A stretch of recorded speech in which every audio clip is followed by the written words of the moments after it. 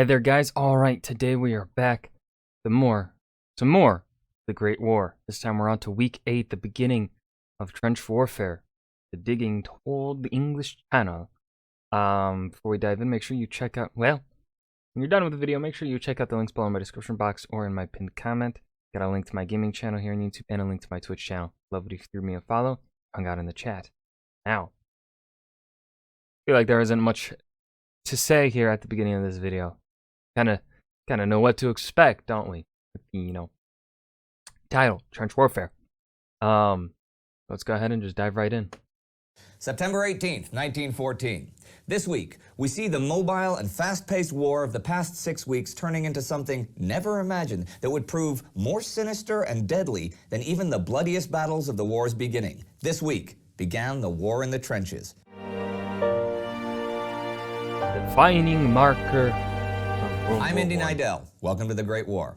At the beginning of the week, the Germans were retreating from I love this animation here. Oh, that is the Marne River, having been stopped by the French and the British, but they were far from beaten. While on the Eastern Front, the Austro-Hungarian army was in disarray, retreating from the advancing Russians and seemingly on the verge of collapse.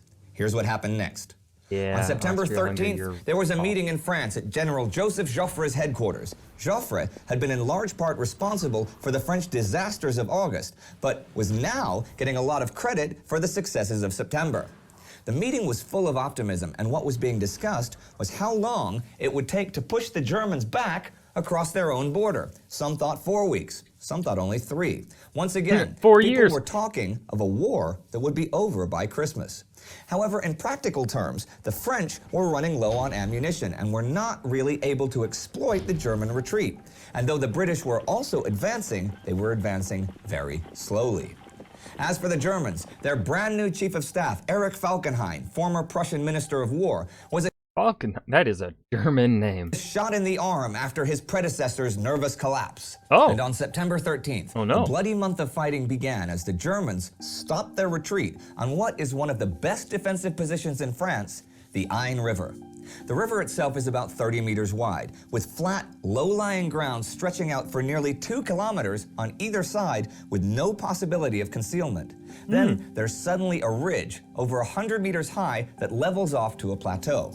The Germans dug in on the north side of the river, a couple of miles from the ridge in a dense forest, but commanding a huge field of fire. That night, the British crossed the river and advanced under a heavy fog. But in the morning, the fog cleared and they were raked with fire and suffered heavy losses. By that morning of September 14th, though, they were established on the northern bank of the Aisne, but the troops were in a terrible state. Many hadn't eaten for days and they were soaked, exhausted, and overlooked along the entire line by the German army. Not good. But for the next 4 weeks, they gamely struggled to mount the ridge while the Germans tried to drive them back to the river. Despite thousands of casualties each day on both sides, neither succeeded. Nobody was planning on retreating, though, and on September 14th, 1914, British Commander John French gave the first orders for the British to entrench. The Germans were digging in as well, and this was the beginning of trench warfare. See, the Battle of the Aisne was the start of something different. The British troops who fought there reported that it was far worse than earlier battles at Mons or Les Cateaux, for the simple reason that the battle was so interminably long. And this was very much the nature of the new style of warfare. Battles no longer lasted an afternoon, but could go on uninterrupted for weeks, with artillery barrages lasting for hours and hours. The only way... What am I looking at? What?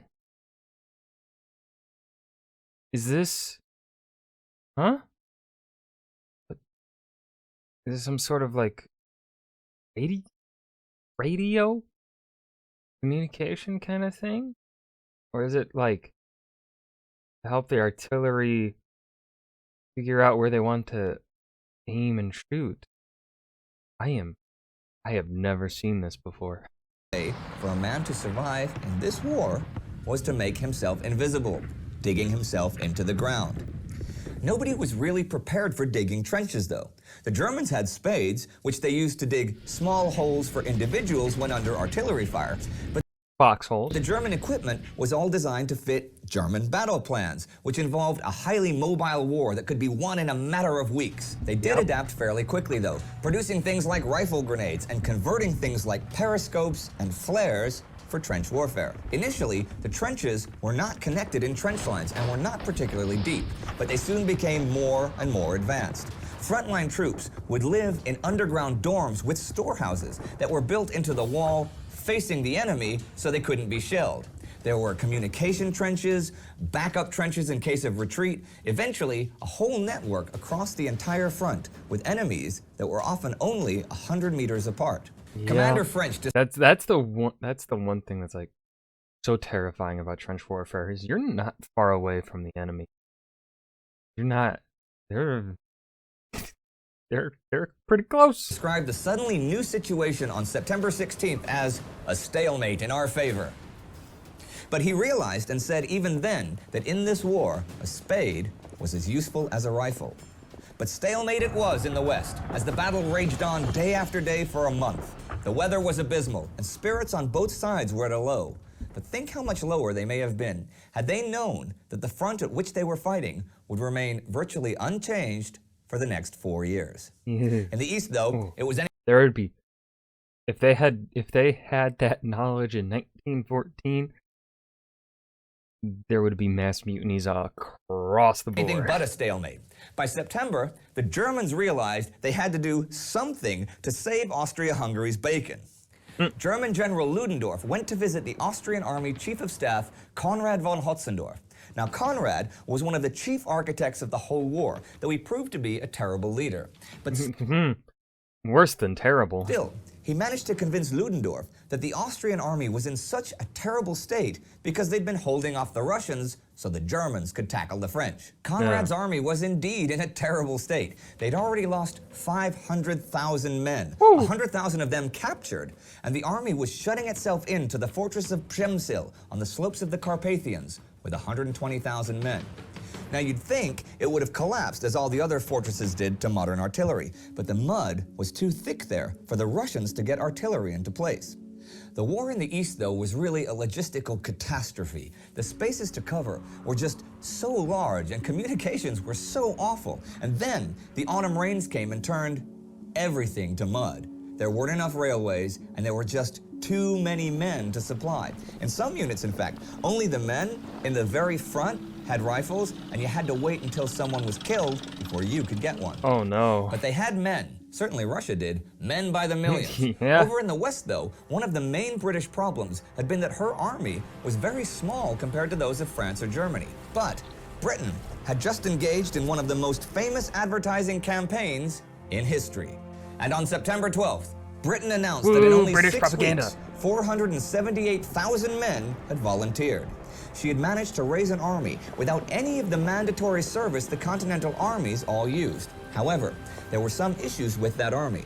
Professional British soldiers despaired of the quality of the new units, going so far as to call them ridiculous and pointing out that it had taken the Germans 40 years of hard work and conscription to create their army. One That is a fair point. curiosity of the new recruits is that they were mostly formed of PALS battalions, which were entirely people from the same town or the same profession. Yes. Oh, I love that they're mentioning that. Now, this led to a little side note. The British didn't think at the time that without units being geographically mixed, the entire male population of a whole town could be wiped out in a day in a single battle. They would learn this the hard way. Rarely has a mood changed in war as quickly as it did on the Western Front this week in 1914. At the beginning of the week, optimism was high in the British and French armies as the Germans retreated from the Marne. But this was before the armies all reached the Aisne. Entrenchment began, and the war of weeks-long, continuous battles and bombardments began. What we see by the end of the week is that the quality and ingenuity of the armies was increasing, even as the death toll mounted. But in spite of all the new advances designed to give an advantage, none was gained by either side, and the war of rapid victories was over for good. The excruciating, stagnant war in the mud had begun on both the Western and Eastern fronts. It would remain in the mud for the next 4 years. If you just joined our show, though, and you wonder how the whole thing started, God, I love this series so much. I didn't have anything really much to say. Yeah, it was very much this week not much happened as they were digging in and getting ready. Week 9 will probably be more action packed. Oh yeah, that was welcome to the it was God words. Bleh. Welcome to the dirt, the beginning of trench warfare, Great War, Week 8. I hope you guys enjoyed. Remember to hit that like button and subscribe for more, and I will see you guys next video. Peace.